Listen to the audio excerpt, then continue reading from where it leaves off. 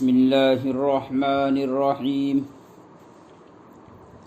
الحمد لله نحمده ونستعينه ونستغفره ونؤمن به ونتوكل عليه ونعوذ بالله من شرور أنفسنا ومن سيئات أعمالنا من يهده الله فلا مضل له ومن يضلله فلا هادي له ونشهد أن لا إله إلا الله وحده لا شريك له ونشهد أن سيدنا ومولانا محمدا عبده ورسوله أما بعد وبه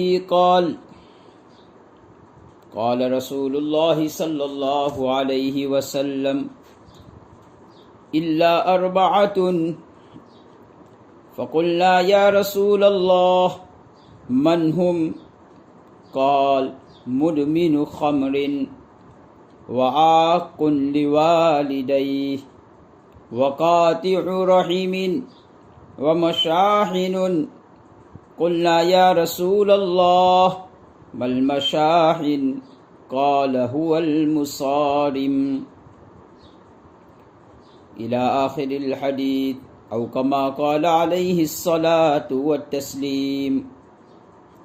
صدق الله مولانا العظيم وصدق رسوله النبي الكريم ونحن على ذلك لمن الشاهدين والشاكرين والحمد لله رب العالمين. عزیزان محترم، حضرات سامعین، کل میں نے آپ حضرات کی خدمت میں ایک مضمون پیش کیا تھا، اور مضمون یہ تھا کہ اللہ تعالی روزے داروں کے لیے انوکھے انداز سے اکرام والا معاملہ فرماتے ہیں، اور اللہ تعالی کی چاہت یہی ہوتی ہے کہ اس ماہ مبارک کو پانے والا ہر مومن آدمی اس کی بخشش ہو جائے، اور اس کی بخشش کے لیے اور اس کے اعزاز و اکرام کے لیے جو اسباب ہوا کرتے تھے، اللہ جل شانہ ان اسباب کا خوب اہتمام فرماتے ہیں تاکہ ایک مومن بندہ جو روزے دار ہو اس کی بخشش ہو جائے۔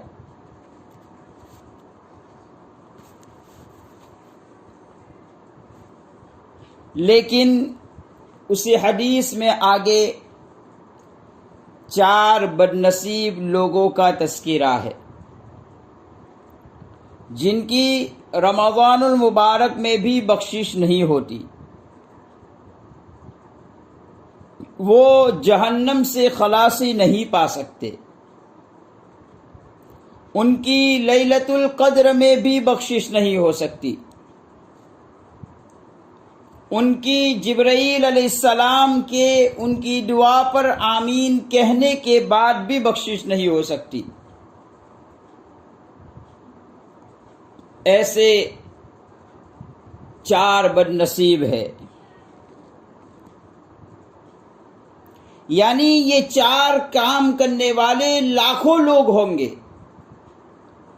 جن کی اللہ تعالی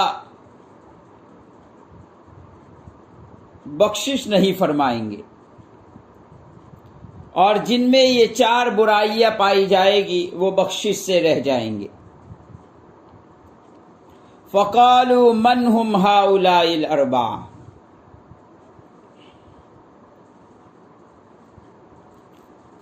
ملائکہ نے جبرائیل سے پوچھا کہ وہ 4 بدبخت لوگ کون ہیں جن کی بخشش نہیں ہو سکتی، جبکہ اللہ تعالیٰ نے اتنا پیارا مہینہ عطا کیا، اللہ تعالیٰ کا کتنا اچھا نظام تھا کہ جنت کے دروازے کھول دیے جاتے ہیں، جہنم کے دروازے بند کر دیے جاتے ہیں، آسمان کے فرشتے نیچے اتر کر زمین پر آتے ہوئے دعا کرتے رہتے ہیں، پھر بھی یہ کون بد نصیب ہے جو جنت حاصل نہ کر سکے، جنہوں نے اللہ سے معافی نہیں مانگی، اور اگر معافی مانگی بھی ہے تو اللہ انہیں معاف نہیں کرتا۔ وہ کون ہے؟ قال مدمر الخمر، شراب کا عادی۔ پہلی بات بتلائی جبرائیل نے، جو شراب کا عادی ہوتا ہے، نشہ کا عادی ہوتا ہے، شراب یا کسی اور قسم کا عادی ہو، جو بھی انسان کی زندگی کو برباد کرنے والی چیزیں ہیں، ایسی چیزوں کا عادی اس کی اللہ پاک بخشش نہیں کرتے ہیں، الا یہ کہ اسے توبہ کی توفیق ہو جائے۔ یہ بہت بری لت ہے۔ ایک حدیث میں ہے، یہ شراب پینے والوں کو جہنم میں جہنمی لوگوں سے نکلا ہوا کھولتا ہوا خون اور پیپ پلایا جائے گا۔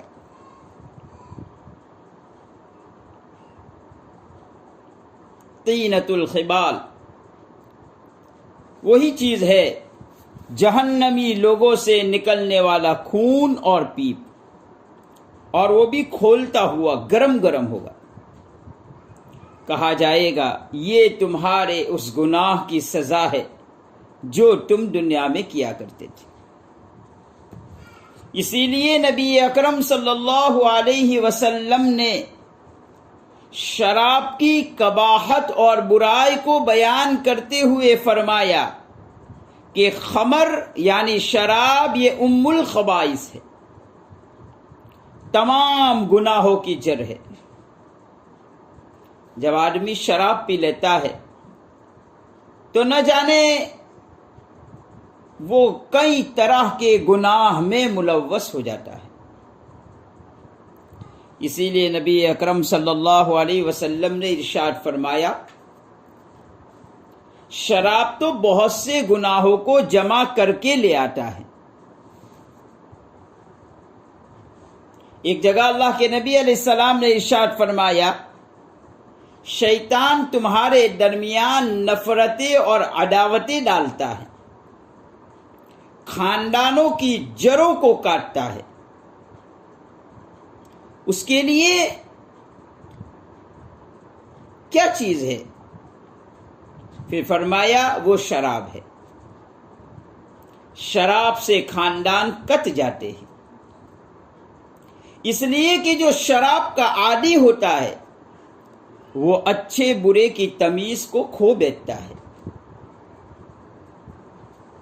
یہ اتنا غلیظ اور ناپاک قطرہ ہے کہ اسے پیشاب سے بھی زیادہ ناپاک کہا گیا۔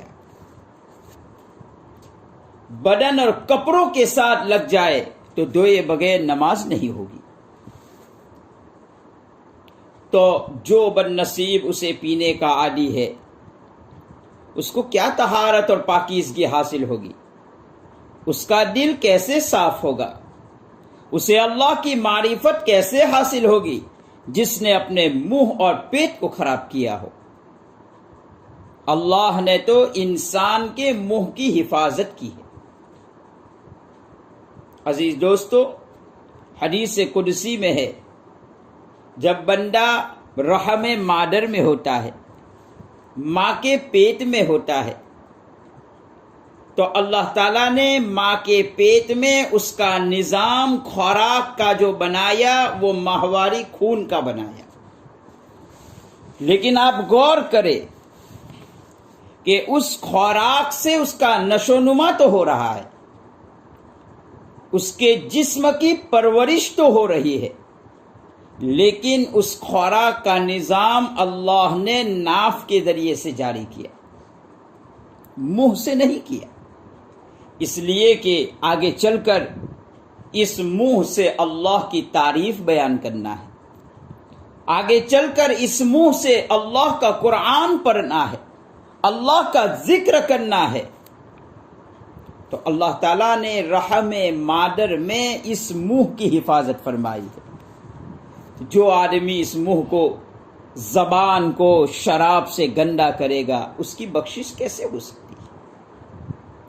لیلۃ القدر میں بھی شراب کے عادی، شراب پینے والے کی بخشش نہیں ہے، بلکہ لیلۃ الجائزہ میں بھی، یعنی چاند رات، عید جو صبح میں ہونے والی ہے، اس سے اگلی رات اللہ تعالیٰ اس دن اعلان کرتے ہیں اور خوش و خرم ہو کر اعلان کرتے ہیں، فرشتوں کو بھی گواہ بناتے ہیں، اور روزے داروں کے لیے یہ انعام کی رات ہوتی ہے، ان کو یہ تحفہ دیا جاتا ہے کہ آج میں تم سے راضی ہو گیا اور میں نے تمہیں معاف کر دیا۔ لیکن ایسی رات میں بھی شراب پینے والے کی بخشش نہیں ہوتی ہے۔ تو اتنا مکرم مہینہ کہ جس میں اللہ تعالیٰ جنت کو پورے سال سنوارتے رہتے ہیں، اس کی تزئین کرتے رہتے ہیں، آراستہ کرتے رہتے ہیں، پھر جنتی لوگوں کے لیے، روزے داروں کے لیے گناہ سے بچنے کے جتنے اسباب ہو سکتے ہیں وہ سارے اسباب اللہ پاک کر دیتے ہیں، تاکہ بندہ گناہ سے بچ جائے اور جنت میں داخل ہو جائے۔ لیکن ایسے ماہ مبارک میں بھی شراب پینے والے کی بخشش نہیں ہوتی۔ دوسرے نمبر پر فرمایا عاق الوالدین، ماں باپ کا نافرمان، اس کی بھی مغفرت نہیں ہوتی۔ پہلا جو گناہ ہے شراب کا، چلو سمجھے کہ ہمارے معاشرے میں پایا تو جاتا ہے لیکن آج بھی بہت کم ہے۔ جو لوگ عادی ہے شراب کے، اللہ تعالیٰ ان کی حفاظت فرمائے اور اس بری لت سے اللہ تعالیٰ ان کو محفوظ کر دے، ان کی حفاظت فرما دے۔ لیکن یہ جو دوسرا گناہ ہے، امت کا اکثر طبقہ اس میں مبتلا ہے۔ کچھ بھی ہو جائے، ماں باپ چاہے زیادتی کر رہے ہو، ماں باپ چاہے ظلم کر رہے ہو، لیکن اس کے باوجود ماں باپ کی ناراضگی مت لو، یہ اللہ کو بہت برا لگتا ہے۔ ماں باپ کی ناراضگی اللہ کو بہت بری لگتی ہے، اس لیے کہ دنیا میں آنے کا ذریعہ ماں باپ ہے، عدم سے وجود میں آنے کا ذریعہ ماں باپ ہے۔ اسی لیے تو ماں باپ کو مجازی رب کہا گیا۔ ایک حدیث میں نبی اکرم صلی اللہ علیہ وسلم نے فرمایا سخط الوالد سخط الرب، باپ کو ناراض کیا تو اس نے اللہ کو ناراض کر لیا، باپ کو غصہ آیا تو اللہ کو بھی غصہ آ جاتا ہے۔ والدین کے پیر پکڑو، پڑ جاؤ پاؤں میں، معافی مانگو، ماں کے قدم میں جنت ہے، یہی سے مل جائے گی۔ صحابہ میں قدر تھی۔ دیکھو میں ایک بات بتلاؤں، عیسیٰ علیہ السلام کا تذکرہ قرآن پاک میں ہے، یحییٰ علیہ السلام کا تذکرہ قرآن پاک میں ہے، یا وذکر فی الکتاب مریم، یا یحییٰ خذ الکتاب بقوہ وآتیناہ الحکم صبیا وحنانا من لدنا وزکاۃ وکان تقیا وبرا بوالدی۔ حضرت یحییٰ علیہ السلام کے تذکرے میں ان کی کچھ خاص صفات بیان فرمائی، اس میں ایک صفت بیان فرمائی وبرا بوالدی، ماں باپ کے فرما بردار تھے۔ یہ نبی کی صفت بیان ہو رہی ہے، اور نبوت بہت بڑی خوبی ہے، اور جو نبی ہوتا ہے وہ تمام اچھی صفتوں سے آراستہ ہوتا ہے، ان میں تو تمام اچھی خوبیاں پائی جاتی ہے، پھر الگ سے ان صفتوں کو بیان کرنے کی کیا ضرورت تھی؟ لیکن یہاں یحییٰ علیہ السلام کے تذکرے میں فرمایا وہ ماں باپ کا فرما بردار تھا۔ گویا کہ انبیاء علیہ السلام کو بھی اس بات کا پابند بنایا کہ وہ ماں باپ کے فرما بردار بنے۔ عیسیٰ علیہ السلام کے تذکرے میں دیکھو وَبَرًّا بِوَالِدَتِي وَلَمْ يَجْعَلْنِي جَبَّارًا شَقِيًّا، ماں کے فرما بردار تھے۔ نبیوں کو حکم دیا جا رہا ہے ماں باپ کی فرما برداری کریں۔ حدیث میں ایک مضمون بیان کیا ہے، نبی اکرم صلی اللہ علیہ وسلم معراج پر تشریف لے گئے، ہر پیغمبر سے ملاقات ہوئی، آدم علیہ السلام سے ملاقات ہوئی، موسیٰ علیہ السلام سے ملاقات ہوئی، عیسیٰ علیہ السلام سے ملاقات ہوئی، ہارون سے ملاقات ہوئی، حضرت ادریس سے، یوسف علیہ السلام سے ملاقات ہوئی۔ دروازے کھٹکھٹاتے گئے، آواز آتی، کون؟ فرماتے جبرائیل، ساتھ میں محمد صلی اللہ علیہ وسلم ہے۔ تو نبی پوچھتے کیا ان کو بلایا گیا؟ جواب دیتے جبرائیل ہاں ان کو بلایا گیا ہے۔ دروازہ کھلتا اور نبی استقبال کرتے، فرشتے بھی استقبال کرتے۔ ہر آسمان پر اسی طرح استقبال ہوتا رہا، ہر آسمان پر، ہر دروازے پر جاتے یہی سوال ہوتا، کون؟ فرمایا جبرائیل، ساتھ میں محمد صلی اللہ علیہ وسلم ہے۔ یہی سوال ہوتا، کیا ان کو بلایا گیا ہے؟ فرمایا جاتا جی بلایا گیا ہے۔ تو دروازہ کھول دیا جاتا اور وہ نبی حضرت محمد صلی اللہ علیہ وسلم کے استقبال میں کھڑے ہو جاتے۔ 7ویں آسمان پر پہنچتے ہیں، دروازہ کھٹکھٹایا، دروازہ کھولا، ملائکہ کھڑے ہیں لیکن وہاں کوئی نبی نہیں ہے۔ جبرائیل نے کہا آگے چلیے، آگے چلیے۔ بیت المعمور پر لے گئے۔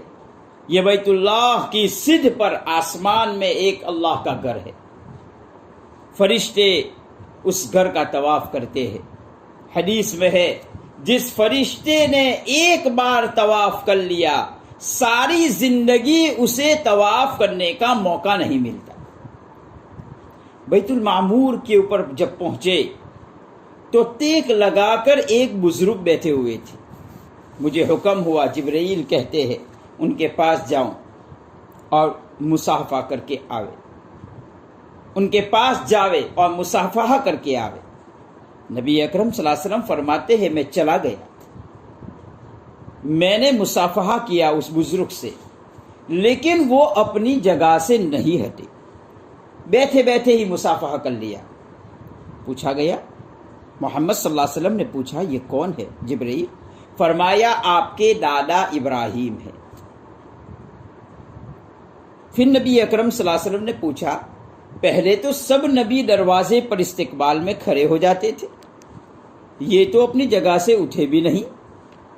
فرمایا یہ دادا ہے، یہ باپ ہے آپ کی۔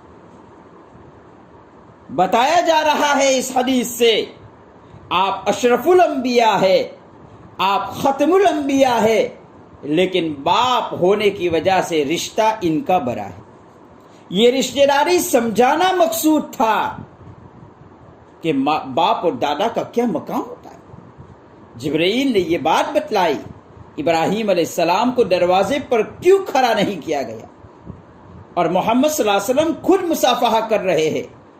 بیٹا کتنا ہی بڑا ہو جائے باپ دادا بڑے ہوتے ہیں۔ آج یہ بات بتلانے کے لیے حضرت ابراہیم علیہ السلام وہی بیت المعمور پر ٹیک لگا کر بیٹھے رہے، اور اسی حالت میں نبی اکرم صلی اللہ علیہ وسلم سے ملاقات۔ میرے بھائیوں، آج ہم اپنے معاشرے پر نظر ڈالیں، ماں باپ کو کون پوچھتا ہے؟ بلکہ قرآن کریم نے ایک اصطلاح نقل کی، ان ابانا لفی ضلال مبین۔ آج باپ دادا کوئی بات کہہ دے اور نئی نسل کو سمجھ میں نہ آوے تو کہتے ہیں یہ تو پرانی سوچ ہے، ان کا دماغ خراب ہو گیا ہے، ان کو کیا پتا یہ کہاں جانیں گے آج کے نئے زمانے کو؟ میرے بھائیوں، یہ زہر آلود جملے ہیں، یہ زہر آلود جملے ہیں۔ اگر ماں نے سن لیے، اگر باپ نے سن لیے، مت پوچھو ان کے دل پر کیا خراش لگتی ہے۔ یہ ایسی خراش ہے جو جوان کو جہنم میں لے جانے کا ذریعہ بنے گی۔ اس لیے والدین کے ساتھ صلح کر لو، والدین کو راضی کر لو۔ ایک صحابی نے سوال کیا، اگر والدین ظلم کر رہے ہو تو ہم کیا کریں؟ نبی اکرم صلی اللہ علیہ وسلم نے فرمایا، ظلم کرے تب بھی آپ ظلم نہ کرو، ان کے ساتھ حسن سلوک سے پیش آؤ۔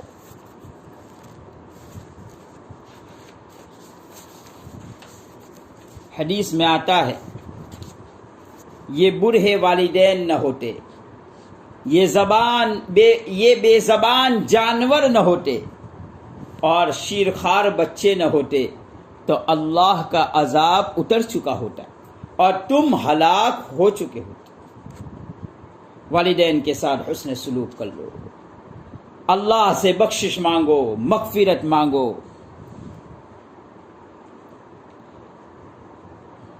تو دوسرے نمبر پر نبی اکرم صلی اللہ علیہ وسلم نے یہ بات بتلائی کہ ماں باپ کا جو نافرمان ہوتا ہے، اس رات میں بھی، لیلۃ القدر میں بھی، رمضان المبارک میں بھی، لیلۃ الجائزہ میں بھی، ایسے آدمی کی بخشش نہیں ہوتی ہے۔ ہمیں اہتمام کرنا چاہیے، اپنے ماں باپ کے ساتھ اچھا سلوک کرنا چاہیے اور اس کے لیے کوشش کرنا چاہیے۔ اگر ماں باپ روٹھے ہوئے ہیں تو ان کو منانے کے لیے جو بھی تن من دھن کی قربانی دینی پڑے دے دو، ان کے پیر پکڑ لو اور ان کو راضی کر لو۔ یہ ایک بہترین موقع ہے کہ ہم ان کو منا کر اپنے رمضان مبارک کو درست کر سکیں۔ اللہ تعالی ہم تمام کو ان گناہوں سے بچنے کی توفیق عطا فرمائے، اور اگر یہ گناہ ہو گیا ہے تو اللہ تعالی معافی تلافی کر کے ہمیں دوبارہ اپنے مولا سے بخشش کی امید مانگتے رہنے کی توفیق عطا فرمائے۔ انشاءاللہ 2 گناہ اور باقی رہ گئے، وقت ہو گیا ہے، اس لیے میں انشاءاللہ آئندہ کی مجلس میں وہ 2 گناہ کا تذکرہ کروں گا۔ اللہ ان دونوں گناہوں سے ہمیں بچنے کی توفیق عطا فرمائے۔ وآخر